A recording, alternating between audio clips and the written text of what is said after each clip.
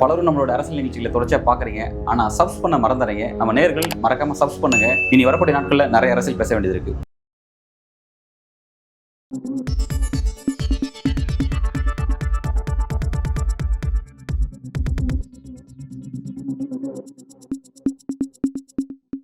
News focus நம்ம நேயர்களுக்கு வணக்கம். இன்று நம்மோடு நேர்காணலில் இருந்திருக்கக்கூடியவர் மூத்த பத்திரிகையாளர் திரு ஈராகுமார் அவர்கள். வணக்கம் சார். வணக்கம் சார். எடப்பாடி அவர்கள் ரீசெண்டா ஒரு ஸ்டேட்மெண்ட் சொல்லியிருந்தாரு. அதாவது இந்து சமய அறநிலையத்துறை கல்லூரிகளை கட்டக்கூடாது அப்படிங்கிற மாதிரி சொல்லியிருந்தாரு. இதனைத் தொடர்ந்து திமுகவினர் பாத்தீங்கன்னா அவரை பலவிதமா கண்டனத்தை அவருக்கு தெரிவித்திருந்தாங்க. ஸோ தற்போது எடப்பாடி அவர்கள் அவர் ஏற்கனவே கொடுத்த ஸ்டேட்மெண்ட்டுக்கு ஒரு விளக்கத்தை வந்து கொடுத்திருக்காரு. அதாவது கல்லூரி அப்படிங்கிறது அரசாங்கத்துக்கிட்ட இருந்தா நல்லது, அது வந்து அறநிலையத்துறை வந்து அதை எடுத்து நடத்தினா நல்லது கிடையாது, நிதி பெறுவது ரொம்ப சிரமமா இருக்கும், மாணவர்கள் இதனால பாதிக்கப்படுவாங்க அப்படிங்கிற ஒரு நோக்கத்தோட தான் நான் சொல்லியிருந்தேன் அப்படிங்கிற மாதிரி விளக்கம் கொடுத்திருக்காரு. ஆனா எடப்பாடி அவர்கள் முன்னாடி சொன்ன அந்த ஸ்டேட்மெண்ட்டையும் இப்ப கூடிய அந்த விளக்கத்தையும் எடுத்து கம்பேர் பண்ணும்போது முன்னுக்கு பின் முரணா இருக்கு. இப்படி அவர் ஒரு டிரான்சிஷன் கொடுத்து பேசுறதுக்கான காரணம் என்ன சார்? அது வந்து ஒரு கோயில் பணத்தை எடுத்து இதுக்கு பயன்படுத்துறதா, கல்விக்கு கோயிலுக்கு தான் பயன்படுத்தணும் அப்படின்ற ஆர்எஸ்எஸ்ஸின் குரலா முதல்ல ஒழிச்சிட்டாரு. ஆர்எஸ்எஸ் தான் அவங்க சொல்லுவோம் கோயில்களை விட்டு அரசாங்கம் வெளியேறணும், வெளியேறிட்ட யார்கிட்ட கொடுக்கறது, அவள்கிட்ட தான் கொடுக்கணும். சிதம்பரம் கோயில் அவள்கிட்ட இருந்து என்ன பாடுபடுதுன்னு எனக்கு தெரியும். நான் சிதம்பரம் தான். அந்த கோயிலில் அந்த தீட்சைகள் படுத்துகிற பாடு இருக்குதே, என்னென்ன ரவுடித்தனம் உண்டோ அவ்வளவும் பண்ணுறாங்க. அதில் வந்து இன்னும் சொல்லப்போனால் அந்த கோயில் வருமானத்தை அவங்களுக்குள்ளே பங்கு பிரிச்சுப்பாங்க. அந்த பங்கு பிரிக்கிறது கல்யாணம் ஆனவங்களுக்கு மட்டும்தான் பங்கு உரிமையாளர்கள், பேச்சுலர்ஸுக்கு கிடையாது. ஒரு வீட்டில் ஒரு பையன் இருக்கானா அவனுக்கு கல்யாணம் ஆயிடுச்சுன்னா அவனுக்கு ஒரு பங்கு கொடுப்பாங்க. அதுக்காகவே குழந்தை திருமணம் பண்ணுறாங்க. அங்கே இந்த ஆளுநர் ஆர்எஸ்எஸ் ரவி வந்து அப்படி நடக்கவே இல்லை, பொய் சொல்கிறாங்க, அந்த குழந்தைகளோட பேரண்ட்லாம் வந்து வழக்கு போட்டு குடும்பப்படுத்துகிறாங்க அப்படின்னு சொல்லி ஒரு ஸ்டேட்மெண்ட் விட்டார். அடுத்த இன்னும் ஒரு தொலைக்காட்சியில் குழந்தை திருமணம் நடக்கிறது வீடியோக்காக ஃபோட்டோ எல்லாம் ஆதாரம் வந்துடுச்சு. அது நடக்கிறது உண்மை. இன்னும் சொல்லப்போனால் நான் கேள்விப்பட்டது ராத்திரி அங்கேயே வந்து சிக்கன் மட்டன்லாம் சாப்பிட்டுட்டு தண்ணி அடிக்கிறாங்கன்னு கேள்விப்பட்டிருக்கேன். எவ்வளோ தூரம் உண்மைன்னு தெரில, ஆனால் நடந்தது. அந்த கோயிலுடைய சபை தேவாரம் திருவாசம் அங்கேருந்து எடுத்துகிட்டு வந்தாங்க. அந்த கோயில் ஒரு இதில் பூட்டி இருந்து ராஜராஜ சோழன் காலத்தில் எடுத்துருந்தாங்க, ஒரு அறையில் பூட்டி வச்சுருந்ததை. அந்த சபையில் தேவாரம் திருவாசகம் பாடக்கூடாது, சான்ஸ்கிரிட் மந்திரம் தான் ஓதணும்னு சொல்லி ஆறுமுகசாமின்ற ஒரு பரதேசி அங்கே போய் சாமியார் வந்து அவர் அடித்து துரத்துனாங்க, அடிச்சே துரத்துனாங்க. அப்புறம் கோர்ட்டு வரைக்கும் போய் கோர்ட்டு உத்தரவு வாங்கி அதன் பிறகு அங்கே வந்து வச்சு அந்த கோர்ட்டு வந்து இந்த கோயிலை எடுத்துக்கலாம், உள்ள முறைகேடு நிறையா நடக்குது, முறைகேடு நடந்தால் அரசு தலையிடலாம்னு ஒன்று இருக்குது, முறைகேடு நடக்க அரசு எடுத்துக்கலான்னு கோர்ட்டு தீர்ப்பு கொடுத்து உயர்நீதிமன்ற தீர்ப்பு கொடுத்து அந்த கோயில் எடுத்துட்டாங்க.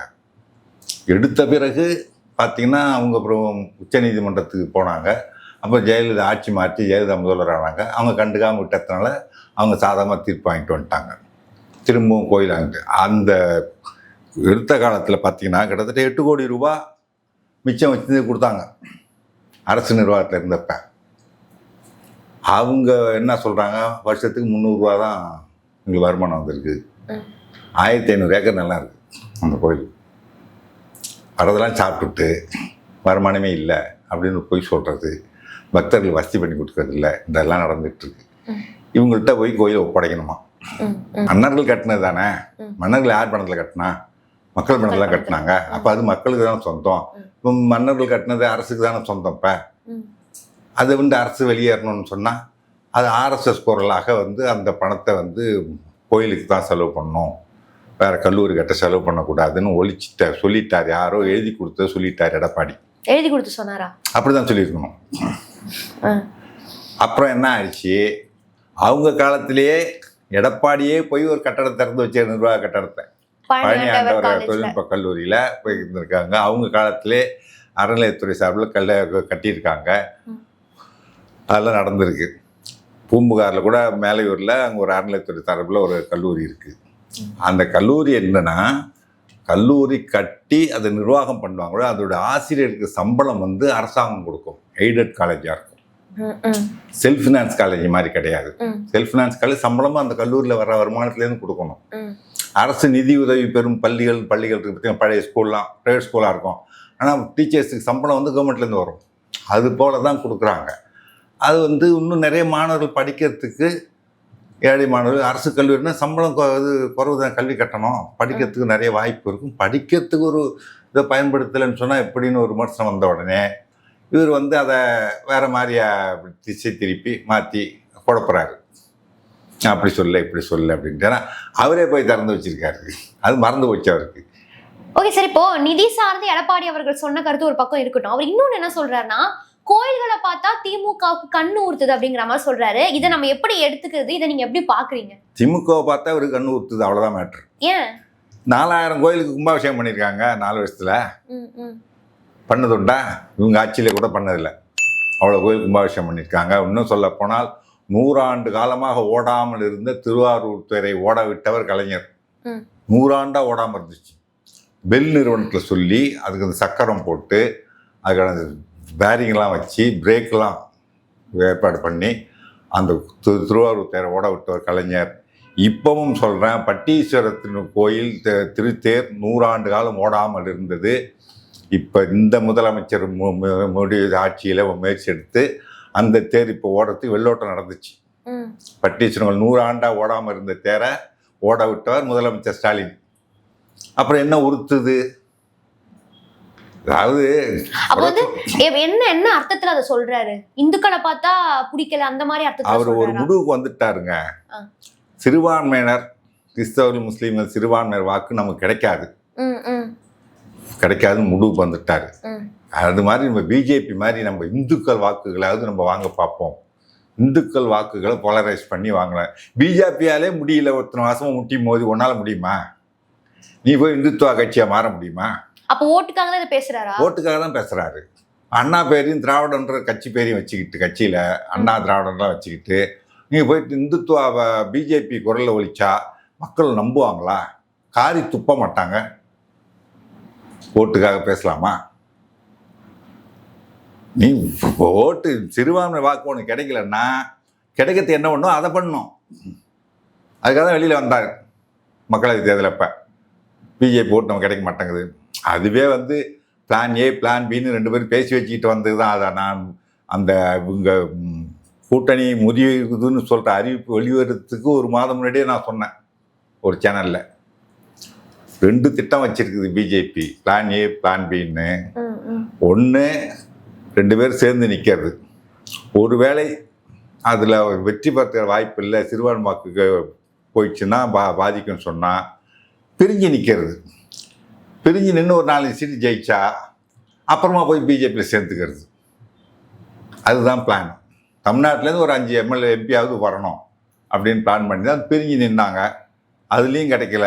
இப்போ உண்மையாக முடிவு பண்ணிட்டார், என்ன பண்ணாலும் சிறுபான்மை நம்ம ஓட்டு போட போகிறதில்ல, இந்துக்கள் வாக்குகளை வாங்குவோம், அது பிஜேபி பாணியில் போகணும்னு போகிறாரு. அதை மக்கள் ஏற்றுக்க மாட்டாங்க. தமிழ்நாட்டில் வந்து மதத்தை சொல்லி ஓட்டு போடவே மாட்டாங்க. மத அடிப்படையில், ஜாதி அடிப்படையில் ஓட்டு போட மாட்டாங்க. அதுக்கு ஒரு முக்கியமான ஒரு உதாரணம் சொல்கிறேன். ஒரு தேர்தலில் பாமகவும் சேர்ந்தே நின்னாங்க. யார்? விடுதலை சிறுத்தைகள் ஒரே கட்சியில். தென்னார்காடு மாவட்டம், ஒருங்கிணைந்த தென்னார்காடு மாவட்டம், இல்லை கடலூர் மாவட்டம், விழுப்புரம் மாவட்டங்களில் அவங்க 2 பேருடைய வாக்குகள் சேர்ந்தால் கிட்டத்தட்ட 50% வரும். மற்ற சமுதாயத்தை சேர்ந்தவர்கள் 50%. தோற்று போனாங்க. ஏன்? 2 பேரும் ஒன்றா தானே இருந்தாங்க. அப்போ ஜாதி பார்த்து ஓட்டு போடலை ஜனங்க, கட்சி பார்த்து ஓட்டு போட்டிருக்காங்க. நான் விடுதலை சிறுத்தைகள் எம்எல்ஏ இப்போ எம்பியாக இருக்கார் ரவிக்குமார், அவர் தோற்று போனார். அவர் நண்பர் தான் கேட்டேன், என்னங்க உங்கள் 2 ஜாதி வாக்குகள் விழுந்திருந்தாலே வெற்றி பெற்றிருக்கலாமே, எப்படி தோத்தீங்க அப்படின்னு சொல்லி கேட்டேன். ஜாதி பார்த்து மக்கள் வாக்களிக்கல சார் அப்படின்ட்டாங்க. அப்படி வாக்களிச்சிருந்தாலும் வன்னியர்களுக்கு வாக்கு போடலை, வாக்களிக்கல, கட்சிக்கு தான் பார்த்து போட்டான். அதனால தோற்று போனது. அதனால் வந்து ஜாதியை சொல்லியோ மதத்தை சொல்லியோ தமிழ்நாட்டில் வெற்றி பெற முடியாது. அது ஏன் அந்த புரிதல் எடப்பாடிக்கு இல்லையா? மதத்தை வைத்து தமிழ்நாட்டில் வந்து ஜெயிக்க முடியாது. பித்தம் தனியம்னு ஒரு சொல்லுவாங்க கிராமத்தில். பித்தம் தலைகேறி வச்சுன்னா எதையாவது கிடைச்சதெல்லாம் தின்னுது. சில பேர் பார்த்தீங்கன்னா ஒரு உடம்பு முடியாமல் போனால் அந்த டாக்டர்கிட்ட போவான், அந்த டாக்டர்கிட்ட போவான், எங்கெங்கேயோ போவான். கடைசியில் எல்லா மருந்தையும் ஒன்றா போட்டு சாப்பிடுவான். ஆயுர்வேதம் போவான், சித்த வைத்தியம் போவான், ஒன்றும் சரியான இதையும் சாப்பிடுவான், அதையும் சாப்பிடுவான், சாப்பிட்டு கடைசி செத்தே போவான். அந்த மாதிரி எடப்பாடி வந்து எப்படியாவது ஆட்சிக்கு வரணும், சிறுபான்மை வாக்கு வாங்கலாம்னு சொல்லி பிஜேபி விட்டு வெளியில் வந்து பார்த்தாரு. மக்கள் வேறு நம்பலை, பேசி வச்சு தான் தெரியுறாங்க, ஒரு பிஜேபி விட்டு வெளியில் வரமாட்டாங்க, ஏதோ பேருக்கு வெளியில் வந்திருக்காங்கன்னு புரிஞ்சுக்கிட்டு மக்கள் வாக்களிக்கலை. இப்போ பார்த்தாரு, சரி சிறுபான்மை ஓட்டு வேண்டாம், இந்துக்கள் வாக்கையாவது வாங்குவோம்னு சொல்லி இப்படி ட்ரை விடுறாரு. சாப்பிட்டு இந்துத்துவா பண்ணிட்டு இருக்காரு. அதுவும் எடுபட போதில்லை மக்கள்கிட்ட. அதாவது பிஜேபி என்னென்னலாம் ஆயுதங்கள்லாம் கையில் எடுத்தது எல்லாம் முனமடங்கி போச்சு. முதல்ல பெரியார் திட்டி பார்த்தாங்க, அது ஒன்றும் எடுபடலை. அதுக்கப்புறம் சங்கம் தமிழ்னா காசி தமிழ் சங்கமம், சௌராஷ்டிரா தமிழ் சங்கமம் என்ன நடத்தி பார்த்தாங்க மக்கள்கிட்ட, அதுவும் எடுபடலை. இங்கே வரும்போதெல்லாம் நீங்கள் தமிழில் வந்து எம்பிபிஎஸ் கொண்டு வரணும், தமிழில் இன்ஜினியரிங் கொண்டு வரணும் அப்படின்லாம் அமித்ஷா மோடி அவங்க ஏதோ ரொம்ப தமிழ் மேலே அக்கறை உள்ள மாதிரி பேசி பார்த்தாங்க. நீ சும்மா வாயால் பேசிட்டு போயா, திருக்குறளும் ஔவையார் பாட்டெலாம் சொல்லி பார்த்தாங்க. எதுலையும் மக்கள் நம்பி அவங்கள நம்பி வாக்களிக்கலை. அதுக்கப்புறம் என்ன பண்ணுறாங்க, கோயில் திருப்பரங்குன்றம் அது இதுன்னு எடுத்து பார்த்தாங்க. ஒரு கலவரத்தை உண்டு பண்ணோம்னா வெற்றி பெற்றுடலாம். நான் பிஜேபி எங்கெல்லாம் கலவரம் நடந்தோ அங்கெல்லாம் வந்து வளர்ந்துருக்கு. தமிழ்நாட்டில் கொஞ்சம் பிஜேபி இருக்குதுன்னா எங்கே இருக்குது, கன்னியாகுமரி மாவட்டத்தில் இருக்குது. அங்கே மண்டைக்காடுன்னு ஒரு இடத்துல ஒரு கலவரம், இந்து முஸ்லீம் கலவரம், இந்து கிறிஸ்தவர் கலவரம். அதனால் அங்கே வந்து கொஞ்சம் வளர்ந்துச்சு. அப்புறம் பார்த்தீங்கன்னா கோயம்புத்தூரில் இந்து முஸ்லீம் கலவரம், குண்டு வெடிப்பு, அங்கே கொஞ்சம் வளர்ந்துருக்கு. வேறு எங்கேயும் வளரல. அதேமாதிரி மதுரையிலும் திருப்பரங்குன்றத்தை வச்சு ஒரு கலவரத்தை பண்ணியெல்லாம் பார்த்தாங்க, நடக்கலை. எல்லாம் செஞ்சு பார்த்து ஒன்றும் நடக்கலை. இப்போ முருகனை கையில் எடுத்து போன வேல்முருகன் இருக்கும்போது வேல் யாத்திரை போகிறேன்ட்டு போனார். அறுபடை வீடுல ஜெயிக்க முடியல, அவங்க முருகன் ஜெயிக்க முடியல. ராமரே அவரை கை விட்டார. அயோத்தி இருக்கிற பைசாபாத்தில் பாஜக தோத்து போச்சு. அது ஒரு பொது தொகுதியில் ஒரு தாழ்த்தப்பட்டு நிற்க வச்சு அகிலேஷ் யாதவ் வெற்றி பெற வச்சார். ராமர் கை விட்டாரோன்னு இவங்களும் ராமரை கை விட்டுட்டு ஜெய் ஜெகநாத்னாங்க, ஜெய் ஸ்ரீராம விட்டுட்டு. சாமியை கூட கை விட்டுருவாங்க ஓட்டு போடலான்னு சொன்னா. அந்த மாதிரி தான் வந்து இவரை வந்து இந்து மதமும் கைவிட போகுது, இந்துக்களும் கைவிட போறாங்க. சரி, இப்போ எடப்பாடி அவர்கள் ஃபர்ஸ்ட் பேசின அந்த ஸ்டேட்மெண்ட் இருக்குல்ல, அது ரொம்பவே கான்சியஸா பேசியிருந்தாரு. அவரு பேசுனதே ரொம்ப தெளிவா பேசியிருந்தாரு. ஆனா இப்போ அதை மாற்றி பேசுறாருல, நீங்க சொல்றீங்க பிஜேபியோட ஸ்டாண்டை எடுத்துட்டாரு அப்படின்லாம் சொல்றீங்க. ஆனா அவருக்கு அந்த புரிதலே இல்லாம எப்படி அவர் பண்ணுவாரு? நான் போன ஆட்சி அவர் தான் நடத்தினாரு, அந்த புரிதல் இல்லாம அவர் எப்படி இருப்பாரு? அவர் எங்க ஆட்சி நடத்தினாரு? பிஜேபி என்ன சொல்லுதோ அதை கேட்டுட்டு இருந்தார், அவ்வளோதான். வந்து ஜிஎஸ்டிக்கு ஜெயலலிதா எதிர்ப்பு. இப்போ ஜெயலலிதா முதல்வராக இருந்தப்போ ஜிஎஸ்டிக்கு எதிர்த்தாங்க. இதே மோடி எதிர்த்தாரு. என் பிணத்தின் மீது போய் தான் ஜிஎஸ்டி அமல்படுத்த முடியும்னாரு. வந்த பிறகு நள்ளிரவில் வந்து மசோதா நிறைவேற்றினாங்க. அதாவது மக்கள்கிட்ட வரி பணத்தை பிடுங்கிறது எப்படின்னா, நள்ளிரவில் வழிப்பறி பண்ணுறதுக்கு சமம்னு சொல்லி திருவள்ளுவர் சொல்லுவாங்க. அந்த மாதிரி இவங்க வழிப்பறி பண்ணுறது தான் இந்த ஜிஎஸ்டி. மக்கள் பணத்தை எல்லாத்துக்கும் வரி போட்டாச்சு. உடம்பு சரியில்லைன்னு ஹாஸ்பிட்டலில் போய் படுத்தா அதுக்கு 5%, 5000 ரூபாய்க்கு மேலே போனால் அதுக்கு 18% வரி. உயிரை காப்பாற்றி போய் ஹாஸ்பிட்டலில் போய் படுத்தா, இப்போ ஒரு ஐசியூவில் போட்டாங்கன்னு வச்சுங்க, 5000 ரூபாய் குறைஞ்சி எதாவது ஐசியூ உண்டா? எந்த ஹாஸ்பிட்டலையும் கிடையாது. சாதாரண ஹாஸ்பிட்டலில் கூட 8000 10,000 ஐசியூவில் வச்சா அதுக்கு டேக்ஸு. இப்போ உயிரை காப்பாற்றி சுத்தம் பண்ணால் அது டேக்ஸு. அதை கேட்டால் நிர்மலா சீதாராமன் நாங்கள் சுடுகாட்டிலலாம் டேக்ஸ் வாங்கலான்றாங்க. எவ்வளோ திமிர்த்தனமான பதில் இது. இந்த மாதிரி வழிப்பறி பண்ணக்கூடிய ஒரு இது. அந்த ஜிஎஸ்டி ஒத்துக்க மாட்டேன்னு ஜெயலலிதா சொன்னாங்க, ஏற்றுக்க மாட்டேன்னு. ஏன்னா வரி உரிமை என்பது மாநில அரசுகிட்ட இருக்குது. பார்த்திங்கன்னா இந்த இலவச கல்வி கொடுக்கணும், 10,000 பள்ளிகள் திறக்கணும், ஆரம்ப பள்ளிகள் இலவச கல்வி கொடுக்கணும் காமராஜர் சொன்னப்போ ஒரு ஸ்கூலு 2000 ஸ்கூலை மூடிவிட்டார் ராஜாஜி முதல்வராக இருக்கும்போது. குலக்கல்வி திட்டம் போங்க எல்லாரும்ன்ட்டு. காமராஜர் திரும்ப வந்து அவரை இறக்கி விட்டு காமராஜர் வந்து 12,000 ஸ்கூல் தந்தார், இலவசமாக ஸ்கூல். அப்போ வந்து முடியாதுன்னு சொன்னாங்க, இலவச கல்வி கொடுக்கணும். இப்போ அதிகாரிகள் முடியாதுன்னு சொன்னாங்க. முடியாதுன்னு சொல்கிறதுக்கு அவனுக்கு சம்பளம் கொடுத்து வச்சிருக்கு. முடியத்தை என்ன செய்யணுமோ அதை யோசிச்சு வை, சாப்பிட்டு வரேன்ட்டு போயிட்டு வந்தார். 4 மணி வந்து கூட்ட என்ன ஆச்சுன்னாங்க, இத்தனை கோடி ரூபா ஆகும். அதுக்கு சேல் டேக்ஸ்ன்னு ஒன்று, கமர்ஷியல் டேக்ஸ்னு ஒன்று அப்போ கிடையாது, சேல் டேக்ஸ்னு ஒன்று போட்டோம்னு சொன்னால் இவ்வளோ ரூபா வரி வரும், அந்த வரியை வச்சு இலவச கல்வி கொடுக்கலாம். அதை செய்யின்றேன். பிள்ளைகளுக்கு பாடம் சொல்லி கொடுக்கறதுக்கு, கல்வியை கொடுக்கறதுக்கு வரி போட்டால் தப்பு இல்லைன்னா போடுன்னார். அப்போ தான் சோப்புக்கு வரி, அதுக்கு வரி, இதுக்கு வரின்னு வரி போட ஆரம்பித்தாங்க, சேல் டேக்ஸ். அப்புறம் எம்ஜிஆர் வந்தார், சத்துணவு திட்டம் கொண்டு வந்தார். அதுக்கு பணம் இல்லைன்னாங்க. எல்லாத்தையும் சேல் டேக்ஸ் 2% உயர்த்தினாங்க, பணம் வந்துச்சு, சத்துணவு கொடுத்தாங்க. புரியுதுங்களா? ஆக மாநில அரசுகிட்ட அந்த வரி உரிமை இருந்து தொட்டு தான் ஒரு நலத்திட்டத்தை இவங்களால் நிறைவேற்ற முடிஞ்சுது. அதை இப்போ ஜிஎஸ்டின்ற பேரில் அவங்க எடுத்துகிட்டு போயிட்டாங்க.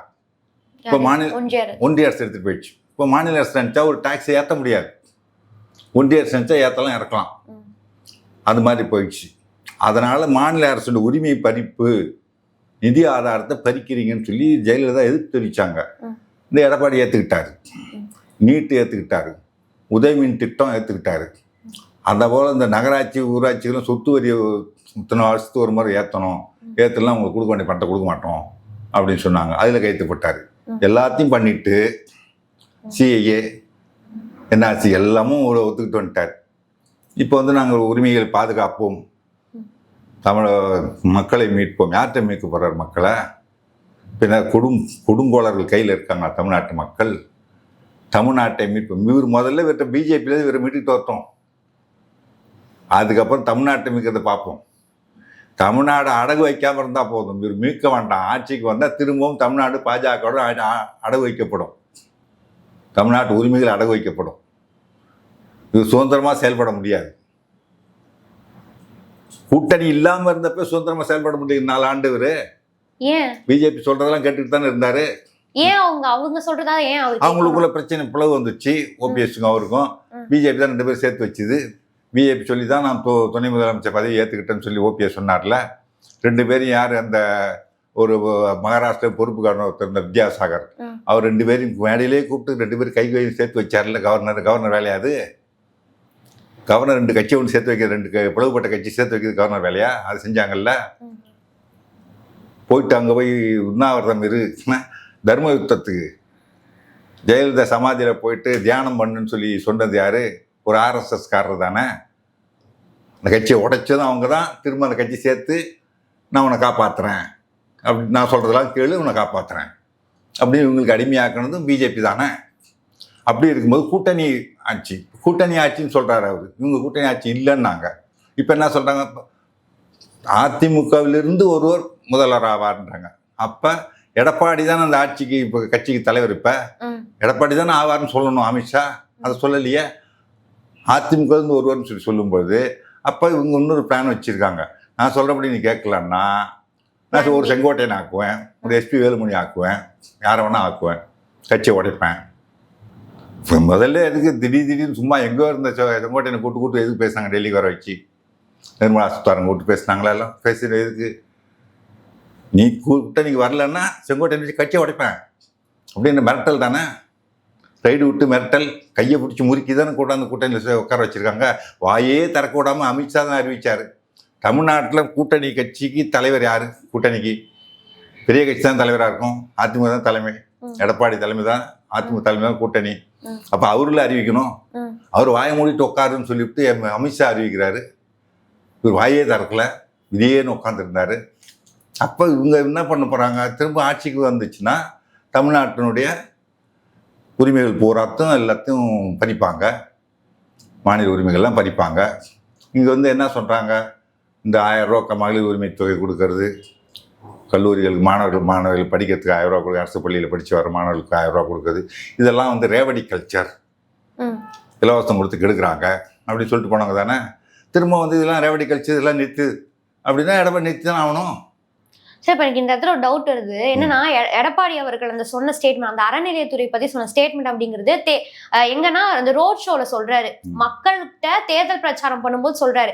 பிரஸ் மீட்லயோ அவர் வேற எதுலையுமே சொல்லல. தேர்தல் பிரச்சாரம் மேற்கொள்ளும் போது இப்போ 4 இயர்ஸ் டிஎம்கேவோட ஆன்டி இன்கம்பன்சி இருக்கு, அதை பத்தி பேசி அவர் தேர்தல் பிரச்சாரம் மேற்கொள்ளாம ஏன் வந்துட்டு இந்த மாதிரி ஒரு ஸ்டேட்மெண்ட்டை வைக்கணும்? அதுதான் அவருக்கு நோக்கம். வந்து இப்போ இந்துக்கள் வாக்குகளை பெறணுன்ற அளவுக்கு போயிட்டார். ரொம்ப பரிதாப நிலைமை. அதாவது இன்னைக்கு வரைக்கும் நான் சொல்கிறேன், அதிமுக நல்லா இருக்கணுன்றது தான் என்னுடைய எண்ணமும். திமுக தான் ஆட்சிக்கு வரணுன்ற எண்ணம் நான் ஓப்பனாக சொல்கிறேன். ஏன்னா இங்கே மதவாத சக்தி பாஜக கால் ஊன்றாமல் தடுக்க இருக்கக்கூடிய ஒரே அரண் திமுகவுக்கும் அந்த கூட்டணி கட்சிகளும் தான். அதனால் அந்த அரண், அந்த கூட்டணி ஆட்சிக்கு வந்தால்தான் இங்கே மதவாதம் தலை தூக்காது, கலவரம் வராது, மக்கள் நிம்மதியாக வாழ முடியும். அதிமுக வந்தால் விட்டுருவாங்க. அது எப்படி திமுக வந்தாதான் மக்கள் நிம்மதியா வாழ முடியும்னா திமுகவுடைய கலவரம், மத கலவரம் வராது, ஜாதி கலவரம் வராது. மத கலவரம் ஜாதி கலவரம் வராது. ஆனா திமுக சொன்ன சில திட்டங்கள் அவங்க நிறைவேற்றல அப்படிங்கிற ஒரு விமர்சனம் இருக்கு. நிம்மதியா வாழறது வேற, அமைதியா இருக்கும். ஆனா சில வாக்குறுதிகள் நிறைவேற்றாம போயிருக்கலாம், அது இல்லைன்னு சொல்ல முடியாது. ஆனால் முக்கியமான வாக்குறுதிகள் நிறைவேற்றிருக்காங்க. வந்த உடனே பால் விலை 3 ரூபா லிட்டரு குறைச்சாங்க. பெட்ரோல் டீசலுக்கு விலை குறைப்பாங்க. பெட்ரோலுக்கு மட்டுமாச்சும் விலை குறைச்சாங்க, லிட்டருக்கு 3 ரூபா குறைச்சாங்க. இலவசமாக பெண்களுக்கு கட்டணம் இல்லா பயணம்னாங்க. வந்த முதல் நாளே அறிவிச்சிட்டாங்க, கையெழுத்து போட்டாங்க, கொடுத்துட்டாங்க.